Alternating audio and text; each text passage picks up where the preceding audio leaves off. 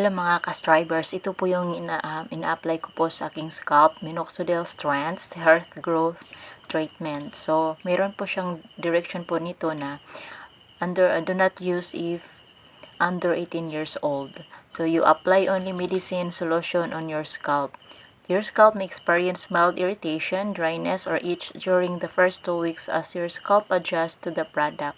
Discontinue use if irritation persists.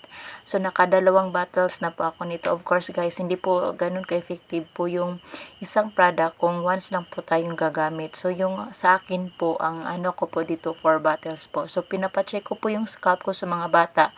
Nagsasabi po sila sa akin na marami daw maliliit na mga buhok na tumubo po. Ayan po. So, yung dapat po i-maintain po natin ito, tsaka ito po yung nasasabi ko na guys, swak na swak po guys. Tingnan yung anit ko, nang lalagas kasi yung buhok ko noon kasi ang maybe siguro dahil sa panganganak na din, pero ito mas maganda siya guys, promise.